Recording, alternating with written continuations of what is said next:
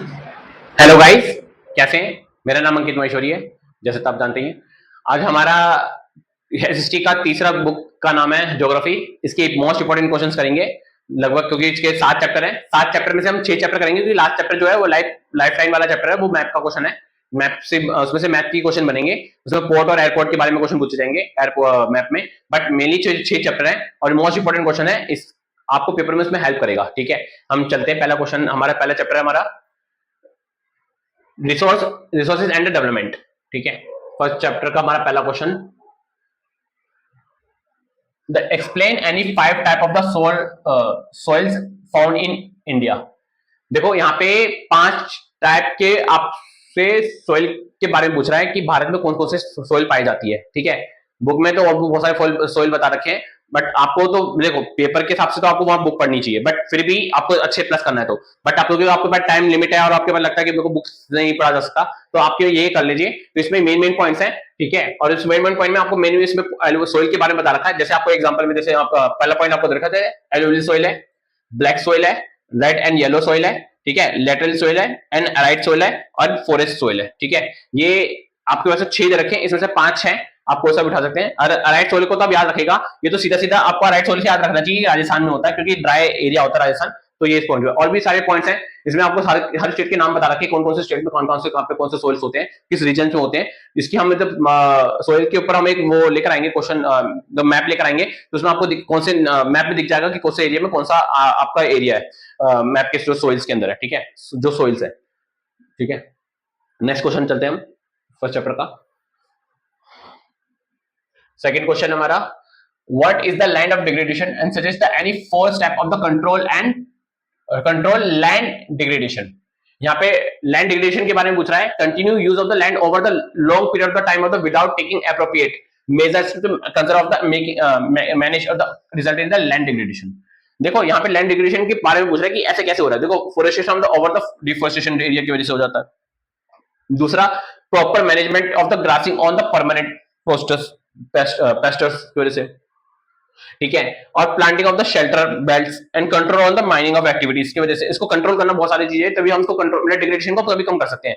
हम इसको कम नहीं करेंगे तो वो चीजें खराब होंगी, तो उसकी वजह से हमारा डिग्रेडेशन ज्यादा बढ़ जाएगा लैंड के ऊपर। तो उसके ऊपर एक पॉइंट बता रखा है, आप उसको स्क्रीनशॉट ले सकते हैं। ठीक है, मैं ज्यादा इसलिए नहीं बता पा रहा क्योंकि बहुत कम, देखो बहुत सारे क्वेश्चन है, मोस्ट इंपोर्टेंट क्वेश्चन है, इसलिए मैं ज्यादा नहीं बता पा रहा हूँ। वैसे बताना चाहता हूँ आपको, एक क्वेश्चन बता दूं तो लॉन्ग वीडियो हो जाएगी, लॉन्ग वीडियो में आप लिखोगे नहीं तो कोई फायदा है नहीं। तो आपको इसलिए स्क्रीनशॉट देना, आप इसको पॉइंट पढ़ के, आप इसके पॉइंट बना के अपनी कॉपी में या स्क्रीनशॉट लेके आप पढ़ सकते हैं, लर्न कर लें, और आपको पेपर में बहुत ज्यादा हेल्प करेगा। ठीक है, नेक्स्ट क्वेश्चन पे चलते हैं।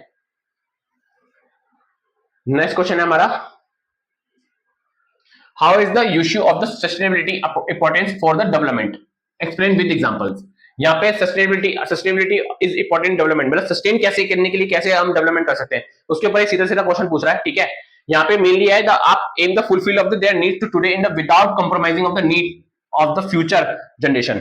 देखो हम कई बार क्या होता है, बहुत ज्यादा मिसयूज करते हैं किसी भी हम देखो सस्टेन करने के लिए आप रिसोर्सेज का यूज कर सकते हैं, बट हम कहीं बहुत किसी चीज को तो यूज कर रहे हैं तो उसको एक्सेसिव तरीके से ज्यादा यूज कर रहे हैं। फॉर एग्जांपल जैसे वाटर का, आप अपने घर में, जैसे आपके घर में भी समरसीबल का यूज होता है, ठीक है, और उसको आप गाड़ी हालांकि एक बाल्टी से आराम से धुल सकती है, बट फिर भी क्या लेते हैं, समरसीबल का पाइप लेके पानी आप पूरी गाड़ी धोना चालू कर देते हैं। तो एक तरीके से आप पानी का क्या कर रहे हैं, मिसयूज कर रहे हैं, तो एक्सेसिव तरीके से ज्यादा यूज कर रहे हैं। तो ये इसके ऊपर ये है, तो उसको हम सस्टेनेबिलिटी, हमें सस्टेन करना है, सस्टेनेबिलिटी ऐसा करना है कि हमें फ्यूचर तक के लिए, हमें जनरेशन के लिए उसको आगे रखना है। ठीक है, तो ये उसके ऊपर है। उस क्वेश्चन को आप देख लीजिए, पॉइंट बना के इसको स्क्रीनशॉट ले लीजिए।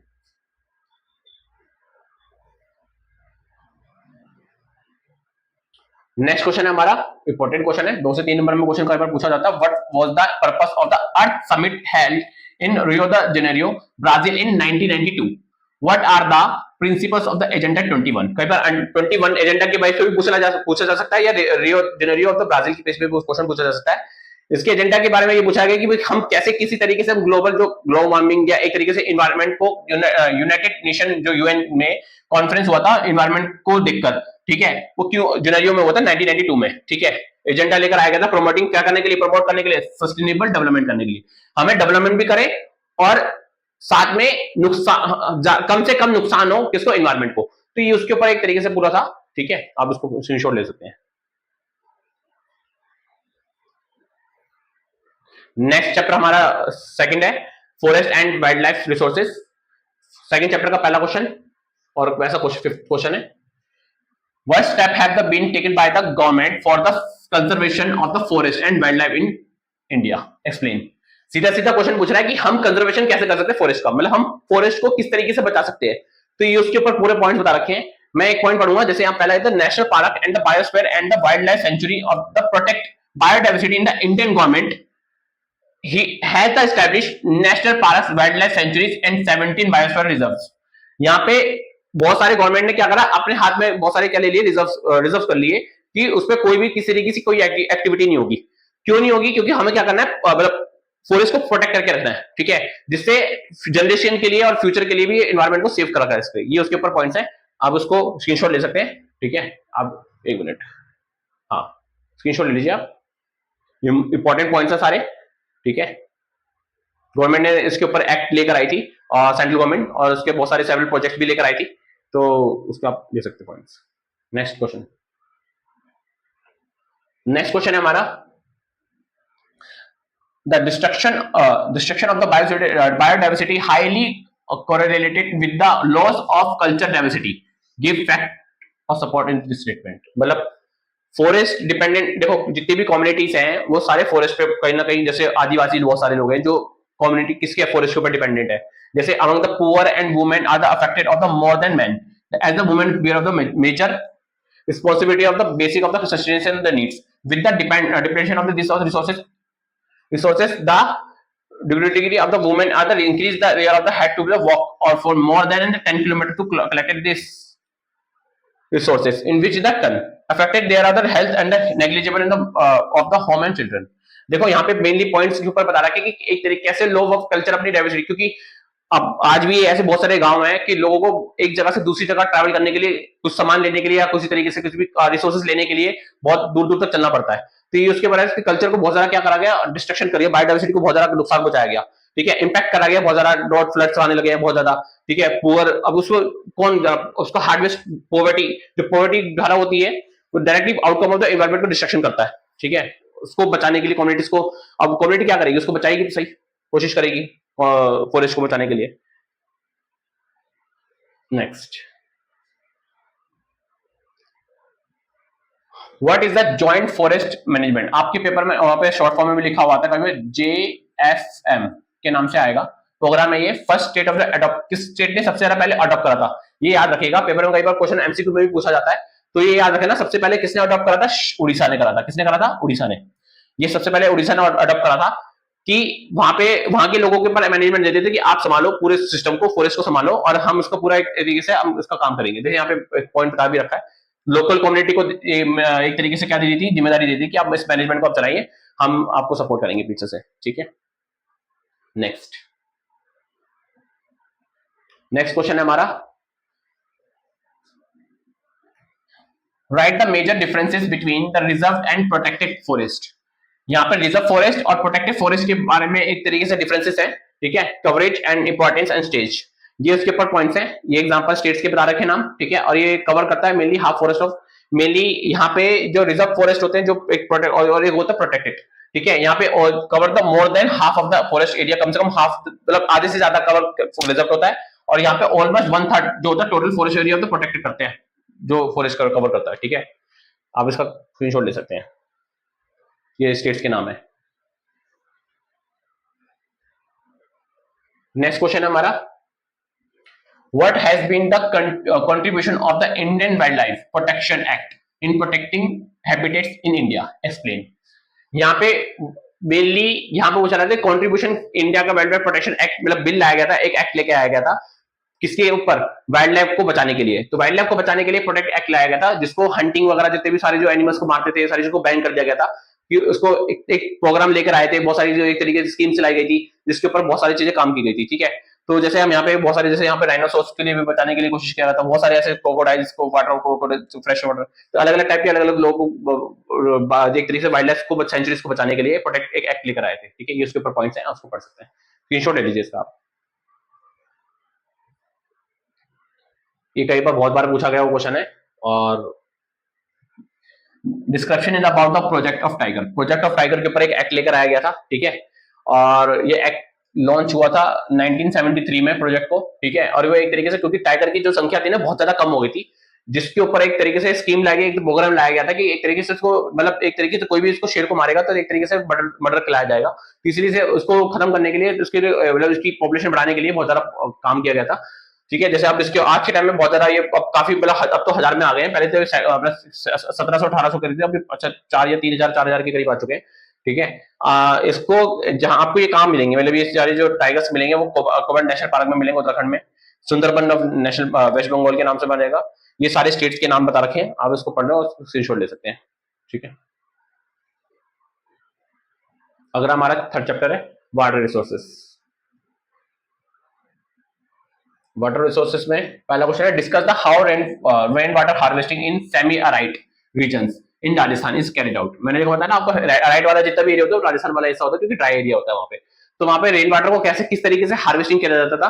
तो यहाँ पे मेनली आपको याद रखना, यहाँ पे मेन पॉइंट है, आपको याद रखना यहाँ पे पॉइंट यहाँ पे एक तो पलोडी बीकानेर में and burner and most of the houses have the underground water in the tanks and tankers storing of the water in the, मतलब बहुत सारे वहां पे मकान ऐसे होते थे कि घर के नीचे ही क्या बना लेते हैं, बहुत सारे अंडरग्राउंड वाटर टैंक बना लेते हैं, जिससे वहां पे सारा स्टोर कर लेते थे पानी को, और बाद में जब बारिश का सीजन खत्म हो जाता था उसको उसी पानी को यूज कर देते हर बार, ठीक है। ये इसके ऊपर पॉइंट बता रखा है, आप इसको पढ़ सकते हैं।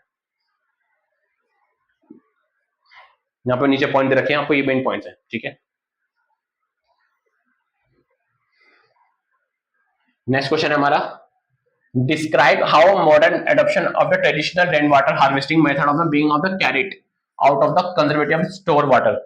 स्टोर वाटर मतलब वही है कि कैसे मॉडर्न टाइम में एडॉप्शन कैसे किस तरीके से ट्रेडिशनल वाटर रेन वाटर को हार्वेस्टिंग मेथड फॉर्म में कैसे किया गया, ठीक है। ये इसके पॉइंट्स बता रखे हैं, और किस किस स्टेट में कैसे कैसे किस तरीके से काम किया गया था ये इसके ऊपर बता रखा है, ठीक है।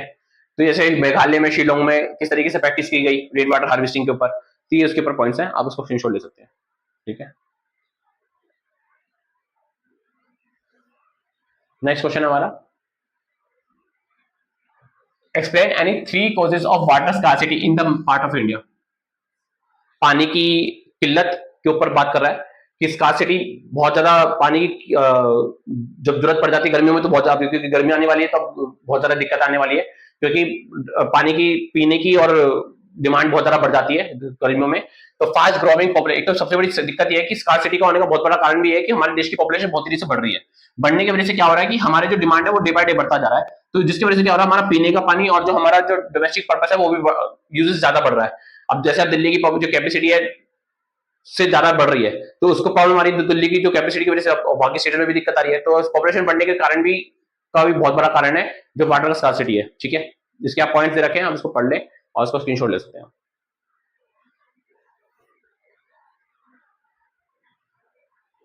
नेक्स्ट है हमारा, explain 3 ways in which irrigation schemes have changed the social landscape in the region for of the region, ठीक है। यहाँ पे consequences of changing of crop pattern के बारे में बात कर रहा है कि इरिगेशन किस तरीके से, आपने 9th में पढ़ा होगा क्रॉप पैटर्न के बारे में, इरिगेशन के बारे में। इरिगेशन का मतलब होता है पानी की सिंचाई करना, उसके ऊपर बता रखा है कि किस तरीके से किया जाता था, तो ये उसके ऊपर बता रखा है। जैसे आपने एक और कंजर्वेशन से आपने इरिगेशन स्कीम चलाई गई थी कॉन्सिक्वेंस में, जैसे आपने नर्मदा बचाओ आंदोलन of the Tahri dam of the आंदोलन, बहुत सारे डैम्स को के ऊपर भी आंदोलन हुए थे, ठीक है। प्रोजेक्ट के ऊपर एक हुआ था इरिगेशन सिस्टम, क्योंकि देखो ये प्रोजेक्ट जो डैम है वो प्रोजेक्ट की है एक तरीके से, क्यों इरिगेशन करने का, तो उसको क्योंकि उसका गैप है, यहाँ पे देखो प्रोजेक्ट लेकर आया गया था white between the gap of the between the rich and poor के ऊपर, कि जो गैप बढ़ता जा रहा था उसको कम करने के लिए, बट यहाँ पे हो नहीं रहा था क्योंकि धीरे धीरे वो benefit cost of the poor की वैल्यू बढ़ ज्यादा बढ़ रही थी, ठीक है। मल्टीपर्पज प्रोजेक्ट भी लाया गया था, ठीक है, डैम के ऊपर, ये इसके ऊपर क्वेश्चन है, ठीक है। इरिगेशन के ऊपर सीधा सीधा इरिगेशन के ऊपर क्वेश्चन है, आप इसको देख लीजिए। नेक्स्ट क्वेश्चन है हमारा, explain in a 3 reason of the due to which multi-purpose project in the large dam have the under the great opposition of the recent years। बहुत सारे मल्टीपर्पज प्रोजेक्ट लाए गए इसके ऊपर, डैम्स के ऊपर, जैसे हमने पीछे नर्मदा बचाओ आंदोलन पढ़ा था, टैरी डैम के ऊपर पढ़ा था, तो बहुत सारे इसके ऊपर, अब क्योंकि जब आप डैम बनाते हैं तो डैम के ऊपर आसपास के जितने भी एरिया होते हैं ना उसको बहुत ज्यादा दिक्कत आती है, तो उसको खत्म करने के लिए जो प्रोजेक्ट लाया गया था, तो जो लैंडलॉर्ड्स से वगैरह बिग फार्मर्स है उनको तो बहुत ज्यादा बेनिफिट हुआ था, बट जो पुअर फार्मर्स है उनको तो बहुत ज्यादा नुकसान हुआ, क्योंकि वो जो कोई फायदा नहीं हुआ, और आसपास के जो, क्योंकि डैम क्योंकि डैम पानी स्टोर करके रखता है तो फ्लड आने के चांसेस भी, फ्लडिंग होने के आसपास के एरिया में बढ़ जाता है। तो उसकी वजह से यहाँ पे क्या हुआ था, जो आसपास के एरिया थे उनको बड़ी दिक्कत आई थी, इसलिए वहां पे आंदोलन वगैरह हुआ था। खैर अब उसमें आप उसका खुशी क्योंकि वो डैम बन चुके हैं, तो उसका फायदा भी है, नुकसान, तो हर चीज के पॉजिटिव नेगेटिव सोच होती है। नेक्स्ट, अगर हमारा चैप्टर हमारा 4 है एग्रीकल्चर। देखिए एग्रीकल्चर में मेनली आपका जो क्वेश्चन बनता है यहाँ पे पूछा जाता है the parameter of substance and the commercial farming.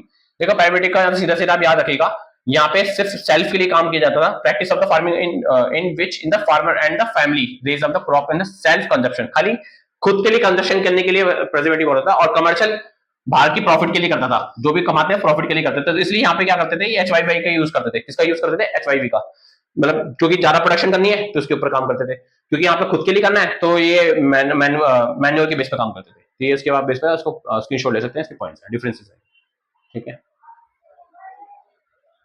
Next question है हमारा, describe the geographical conditions required the grow of the rice. Growth कैसे हुई राइस की, ये उसके ऊपर बता रहा है कि जियो कंडीशंस के ऊपर। देखो ज्यादा जहां पे ज्यादा बारिश होगी ज्यादा वहां पे आपको राइस मिलेगा, राइस की प्रोडक्शन ज्यादा मिलेगी, मतलब वहां पे राइस की खेती मतलब ज्यादा मिलेगी।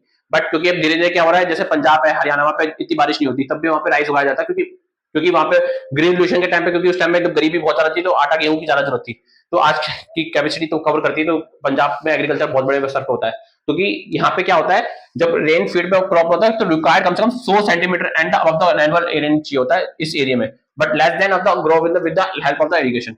जब बारिश कम पड़ जाती है तो फिर इरिगेशन का सहारा लेना पड़ता है। तो ये उसके ऊपर है पूरा क्वेश्चन है, ठीक है, ये राइस के ऊपर है question.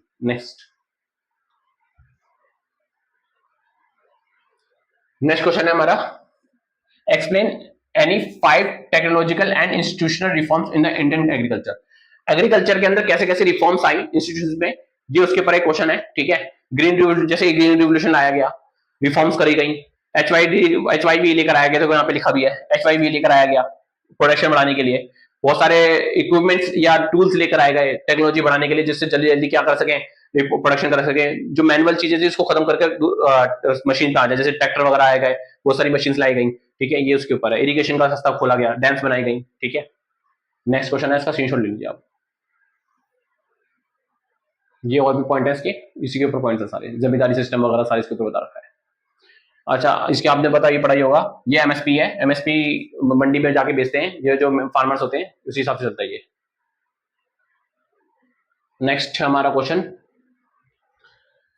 Which crop is known as the golden fibre. Golden fibre explain the 2 geographical condition in the essential for the cultivation of this crop, mention any 4 uses. 4 uses के बारे में देखो, गोल्डन फाइबर जहां आपको दिखे याद रख लेना, सीधा गोल्डन फाइबर किससे कनेक्टेड होता है, जूट से होता है। किससे होता है, जूट से। और जूट मेनली ये कहाँ पाया जाता है, वेस्ट बंगाल वगैरह में बनाया जाता है ये, ठीक है, क्योंकि वो समुद्र सारा वहां पे पानी, क्योंकि जूट में पानी की मात्रा बहुत ज्यादा चाहिए होती है। देखो यहाँ पे लिखा भी है 150 टू 200 सेंटीमीटर वाटर एसेंशियल चाहिए होता है, क्योंकि यहाँ पे जूट होता है ना, उसको पानी की मात्रा बहुत ज्यादा चाहिए होती है। एक गनी बैग्स बनते हैं, मैट्स बनता है, रॉक्स बनते हैं और कारपेट्स बनते हैं, ये इसके ऊपर बता रखा है। और कम से कम यहाँ पे जो जूट की ग्रो होती है वो लगभग टेम्परेचर कितना होता है, 25 डिग्री सेल्सियस पे होता है, ठीक है। नेक्स्ट है हमारा, इसका स्क्रीनशॉट ले लीजिए आप। नेक्स्ट क्वेश्चन है हमारा, name of the importance beverage and crop in the specify in the geographical condition required for its growth। यहाँ पे tea is the important beverage in the crop, the geographical condition और required to growth in the essential. यहाँ पे बता रखे कि कैसे important beverage, कैसे जियोग्राफिकल पे क्रॉप कैसे ठीक की जा सकती है, मोस्ट ऑफ द फर्स्ट क्रिए होता है, ठीक है, इसके ऊपर पॉइंट्स बता रखे हैं, आप इसको स्क्रीनशॉट ले सकते हैं।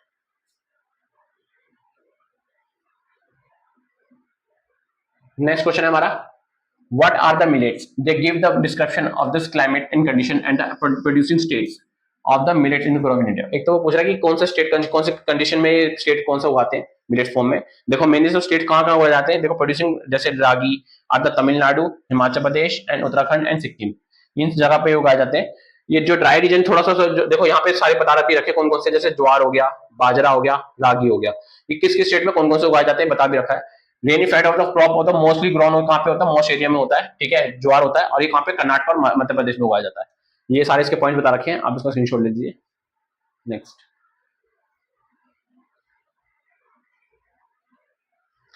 नेक्स्ट है हमारा question, agriculture gives the boost of the industrial sector, justify the statement in any 3 relevant points. Agriculture के ऊपर एक तरीके से इंडस्ट्री को क्या, इस सेक्टर को बहुत ज्यादा क्या बना बूस्ट मिला। कैसे? देखो इसका बहुत बड़ा रीजन है, एक तो रॉ मटेरियल, एम्प्लॉयमेंट और टेक्नोलॉजी। क्योंकि इंडस्ट्रीज आएगी तो जाहिर सी बात है वहां पे, जैसे कॉटन एग्रीकल्चर से निकलेगा तो वहां कॉटन से बहुत सारे क्या बनता है, जैसे यहाँ पे फॉर्म भी दे रखा है, the agriculture provide the raw material, raw material agriculture देता है क्योंकि हमारा प्राइमरी सेक्टर है। The industries are the including food and processing and textile manufacturing and the biofuels crops. अब ये सारे कहां से, एग्रीकल्चर से कच्चा माल लेकर फिर मैन्युफैक्चरिंग करते हैं, और मैन्युफैक्चरिंग कौन करेगा, जाहिर सी बात है कौन करेगा, इंडस्ट्रियल सेक्टर करेगा, मतलब सेकेंडरी सेक्टर करेगा। तो उससे बूस्ट मिला बहुत ज्यादा इंडस्ट्री सेक्टर को। ठीक है, ये उसके ऊपर क्वेश्चन है, आप इसका स्क्रीनशॉट ले सकते हैं। अगला chapter, minerals and energy resources. What is the next major resources energy after coal in India? Describe any three advantage of it. Explain the occurrence of loss. मतलब कोल के बाद अगला कौन सा होगा? देखो यहाँ पे फॉर्म तो अलग अलग है, ठीक है। अब तो जैसे धीरे धीरे टाइम पे आप क्या होगा, धीरे से आप किस पे जा रहे हैं, सोलर सिस्टम पे जा रहे हैं, सोलर पैनल पे जा रहे हैं। बट क्या कि यहाँ पे क्या रहा है कि petroleum is the major resources है एनर्जी का, next in the coal in India. They provide the fuel of the heating in the lighting in the lubricant in the machinery, ये उसके ऊपर पॉइंट्स बता रखे हैं। The provide the raw material for the number of the manufacturing of industries में बहुत ज्यादा use करा जाता है, ठीक है। ये उसके ऊपर पॉइंट बता रखे हैं, आप इसका स्क्रीनशॉट ले सकते हैं। ये उसके स्टेट्स के, आसाम के स्टेट भी बता रखे हैं कौन कौन सी जगह पे क्या क्या काम है, ठीक है। ये रिफाइनरी का काम है पेट्रोलियम का। नेक्स्ट, ये और भी इसके पॉइंट है। ये oil field of the western area की तरफ है, ये कहां से इस जगह पे इंक्लूड हो रखा है, ठीक है। नेक्स्ट क्वेश्चन हमारा 24, why is the necessary to conserve of the mineral resources? Suggest any 4 ways to conserve of the resources. देखो मिनरल्स ऑफ रिसोर्सेज को बता रहा है यहाँ पे कि follow with the resources measure of the adopt, कैसे कंजर्वेटिव मिनरल्स कैसे ले गए। यहाँ पे wastage of the mining of the process of the should be the minimised. जो एक तरीके मिनरल्स का जो रिसोर्सेज का यूज करते हैं ना, जैसे यहाँ पे बहुत ज्यादा क्या कहते हैं माइनिंग करते हैं, तो माइनिंग में किसी तरीके का माइनिंग हो सकता है, जरूरी नहीं है एक माइनिंग का हो, कोयल का भी माइनिंग होता है, बहुत सारे अलग अलग टाइप की माइनिंग होते हैं। तो कई बार क्या होता है बहुत एक्सेसिव तरीके से माइनिंग करते हैं, तो उसका बहुत बड़ा इम्पैक्ट पड़ता है। तो एक तो वेस्ट ना हो ज्यादा, दूसरा रिसाइकलिंग के प्रोसेस पे काम ज्यादा किया जाए ज्यादा से ज्यादा, और दूसरा और भी ज्यादा से ज्यादा क्या करें, we should be increase the knowledge of conversation of the resources energy more than such as the solar and wind. मतलब हम कोशिश करें कि कोल वगैरह पे ना जाकर हम कोशिश करें कि सोलर सिस्टम, सोलर पैनल वाले सिस्टम पे ज्यादा है, क्योंकि इस पे ज्यादा हमारा एक एनवायरमेंट को भी इम्पैक्ट पड़ता है, और ज्यादा क्योंकि वैसे भी लिमिटेड है, आने वाले टाइम में 20 साल 40 साल 50 साल 100 साल बाद तो खत्म होने ही होना है, ठीक है। नेक्स्ट आप स्क्रीनशॉट ले सकते हैं इसका। नेक्स्ट क्वेश्चन है हमारा, analyze the impact of the mining of activities on the local environment and the health of the surrounding of community। बिल्कुल, जो आसपास की जितनी भी माइनिंग है, वहां पे जहां भी माइनिंग होगी, झारखंड वगैरह, झारखंड है, बिहार है, बहुत सारी स्टेट्स में है, तो वहां पे जब माइनिंग होती है तो आसपास की जो लोकल इन्वायरमेंट होता है, जो वहां के जो आसपास की जो कम्युनिटी होती है जो वहां रहती है, उसको बहुत बड़ा प्रॉब्लम होता होगा। क्यों? क्योंकि माइनिंग होती है, धूल भी बहुत सारा डस्ट होता है, क्योंकि वहां पे लिखा भी है the mining of the activities the release the harmful particles निकलते हैं एयर में, including dust, sulphur dioxide and nitrogen oxide. बहुत सारे noise of forms of inlet, बहुत सारे फॉर्म्स निकलते हैं, जिसको हमें क्या करना चाहिए, उसका दूसरा अल्टरनेटिव देखना पड़ेगा हमें, ठीक है। उससे करने के लिए इसके ऊपर बता रखा पूरा कि इंपैक्ट कैसे पड़ता है इसके ऊपर। नेक्स्ट क्वेश्चन, नेक्स्ट क्वेश्चन हमारा 26, how is the mining of activity. Mining activity के ऊपर पूरा पूछा है कि माइनिंग एक्टिविटी जो होती है वो किस तरीके से है। अभी हमने जैसे पीछे वाला क्वेश्चन देखा था, देखो फॉर्म तो है कि लगभग एक ही क्वेश्चन है, बट थोड़ा सा चेंज है कि वहां पे माइनिंग एक्टिविटीज के अंदर कैसे फॉर्म वगैरह। यहाँ पे देखो डस्ट फॉर्म में ही है, ठीक है, famous of the Hina of the minus of the form है, ठीक है। प्लमरी डिजीज, प्लमरी डिजीज बहुत ज्यादा दिक्कत हो जाती है, अस्थमा की प्रॉब्लम ज्यादा हो जाती है, ठीक है। और collapsing of the mine of the roofs and induction from fire of the coal in mine of the constant threat of the miners. बहुत सारे water resources of the region of the get contaminated due to the mining, जब बहुत सारा पानी use करता है, क्योंकि तो वहां पे जो फॉर्म होगा जैसे कोयला होगा वहां पानी यूज बहुत ज्यादा होता है, तो उसकी बड़ी दिक्कत आती है, ठीक है। ये उसके ऊपर क्वेश्चन है, ये बिल्कुल पहले वाले की तरह, इससे पहले वाला जो क्वेश्चन है बिल्कुल लगभग सेम है, बट थोड़ा सा डिफरेंस है, ठीक है। आप स्क्रीनशॉट ले सकते हैं। नेक्स्ट, नेक्स्ट क्वेश्चन है हमारा, what are the major properties of the mica, mention any 3। Mica देखो ट्रांसफार्मर में बहुत जगहों में ना माइका यूज करा जाता है, शीट वगैरह पे बहुत सारी जो डिवाइसेस होती है उसमें माइका बहुत सारा यूज होता है। ब्राउन कलर की शेड में माइका फॉर्म होता है, ये माइका वही है, देखो यहाँ पे लिखा भी है the consider the most important minerals in electric and electronic industries due to the following properties. The minerals and made of the series of the plate and the leaves, ठीक है। ये यहाँ पे कलर होता है, ये कौन कौन से कलर होते हैं, black, green, red, yellow and brown colour के होते हैं। ठीक है, ये अलग अलग फॉर्म में इसको आप वोल्टेज और रेजिस्टेंस को, हाई वोल्टेज को पर्पस इंसुलेटिंग करने के लिए यूज करा जाता है। ठीक है, स्क्रीनशॉट ले सकते हैं आप। नेक्स्ट चैप्टर हमारा 6 है, मैन्युफैक्चरिंग ऑफ इंडस्ट्रीज। पहला क्वेश्चन हमारा, why do we have the maximum concentration of the iron, steel and industry in Chota Nagpur plateau region in the given the region. देखो छोटा नागपुर कहां पर है, छत्तीसगढ़ में। किस जगह पे है, याद रखिएगा, कहां पर है ये, छत्तीसगढ़। छत्तीसगढ़ छोटा नागपुर है। एक नागपुर जो है वो मेन नागपुर है, वो महाराष्ट्र में है। Low cost of the iron ore में जो रिफाइनिंग होती है, the iron grade of the raw material of the proximity, cheap labour, vast of the grow in the protection of the hum of the in the home market, good transport, आसपास की good transport of the connectivity है, availability of the water of the resources. ये सारी चीजें होनी चाहिए concentration maximum ज्यादा करने के लिए ऑयल स्ट्रीप का, क्योंकि वहां पे इंडस्ट्री जब लगाते हैं तो ये चीजें हमें बहुत ज्यादा जरूरत होती है, क्योंकि ये जो होगी तो जल्दी जल्दी काम होता है, फिर इंडस्ट्री को फायदा भी होता है इस चीज का। नेक्स्ट, और इंडस्ट्री भी वहीं लगाती है जहां पे ये सारी रिसोर्सेज यूज हो, क्योंकि वहां सारी चीजें फैसिलिटी होनी जरूरी होती है। फैसिलिटी नहीं होगी तो फिर फायदा क्या चीज का। The iron of the hand steel industry in the basic as well as the heavy industry support the statement with 3 points. यहाँ पे 3 पॉइंट्स के ऊपर बता रहा है कि आयरन स्टील के अंदर इंडस्ट्री तो बेसिक इंडस्ट्री है, all other the industries are dependent on the their machinery, the steel is needed to the manufacturing of the variety of the engineering of goods. बहुत सारी जगह पे स्टील का बहुत ज्यादा यूज करा जाता है मैन्युफैक्चरिंग गुड्स में भी।